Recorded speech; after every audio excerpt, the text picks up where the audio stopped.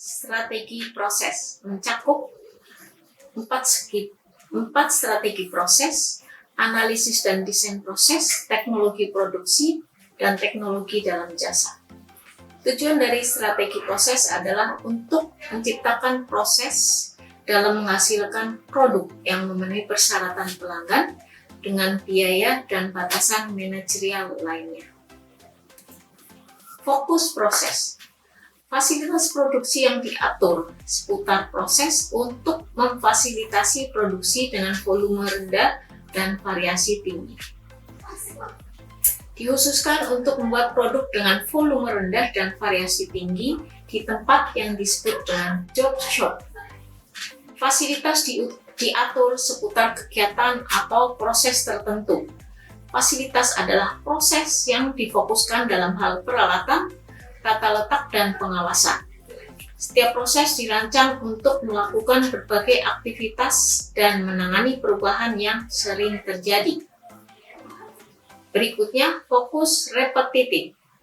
Proses produksi berorientasi produk yang menggunakan modul. Modul adalah bagian atau komponen yang sebelumnya disiapkan. Seringkali dalam proses yang berfokus pada produk atau berkelanjutan. Proses berulang adalah jalur perakitan klasik. Banyak digunakan dalam perakitan hampir semua mobil dan peralatan rumah tangga. Memiliki lebih banyak struktur dan akibatnya kurang fleksibel daripada fasilitas yang berfokus pada proses. Perusahaan makanan cepat saji adalah contoh lain dari pengulangan atau repetitif. Fokus produk. Fasilitas yang diatur seputar produk, proses berorientasi produk, volume tinggi, variasi rendah. Fasilitas diatur seputar produk, mereka disebut juga proses kontinu karena memiliki produksi yang sangat lama dan berkelanjutan. Produk seperti gelas, kertas, lembaran timah, bola lampu, bir, dan keripik kentang dibuat melalui proses yang berkelanjutan. Fasilitas yang berfokus pada produk menghasilkan volume tinggi dan variasi rendah. Sifat khusus fasilitas memerlukan biaya tetap yang tinggi, tetapi biaya variabel rendah. Fokus kustomisasi massal. Produksi cepat dan berbiaya rendah yang memenuhi keinginan unik pelanggan yang terus berubah. Dunia kita yang semakin kaya dan canggih menuntut barang dan jasa individual. Manajer operasi menggunakan kustomisasi massal untuk menghasilkan beragam barang dan jasa. Kustomisasi massal adalah produksi barang dan jasa yang cepat dan murah yang memenuhi keinginan pelanggan yang semakin unik.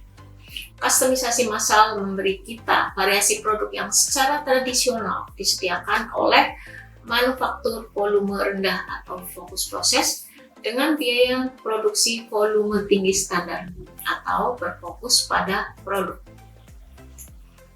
Berikutnya mengenai analisis dan desain proses. Apakah proses tersebut dirancang untuk mencapai keunggulan kompetitif dalam hal diferensiasi, respons, atau biaya rendah? Apakah proses tersebut menghilangkan langkah-langkah yang tidak bernilai? Apakah proses tersebut memaksimalkan nilai pelanggan seperti dipersepsikan oleh pelanggan? Akankah proses memenangkan pesanan? Teknologi produksi. Kemajuan teknologi yang meningkatkan produksi dan produktivitas mengubah cara berbagai hal dirancang, dibuat, dan diservis di seluruh dunia. Ada 9 bidang teknologi. 1. Teknologi mesin. 2. Sistem identifikasi otomatis atau Automatic Identification System atau disingkat EIS. 3. Pengendalian proses. 4. Sistem visi. 5. Robot. 6. Sistem penyimpanan dan pengambilan otomatis atau Automatic Storage and Retrieval System disingkat ASRS. 7. kendaraan berpemandu otomatis atau Automated Guided Vehicles (AGV), sistem manufaktur fleksibel atau Flexible Manufacturing System (FMS), dan manufaktur terintegrasi komputer atau Computer Integrated Manufacturing, disingkat CIM. Berbagai teknologi dalam bidang jasa. Contohnya, financial services, misalnya debit card, electronic funds transfer, ATM, internet stock trading, online banking. Education atau pendidikan, online newspaper dan jurnal, blackboard dan smartboard, utilities and government, optical mail scanner, flood warning system, dan lain-lain.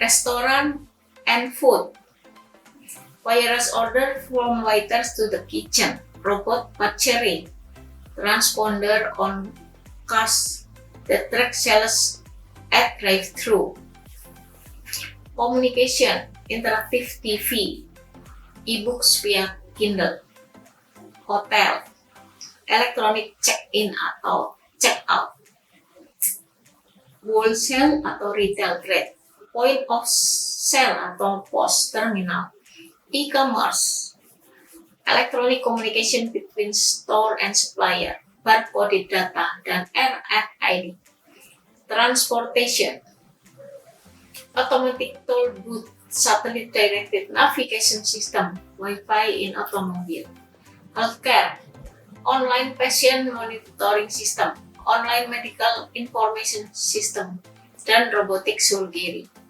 airlines, ticket list traveler, scheduling, internet purchasing, border pass download as two-dimensional barcodes on smartphone. Demikian topik 4. Kita bertemu lagi pada topik-topik berikutnya.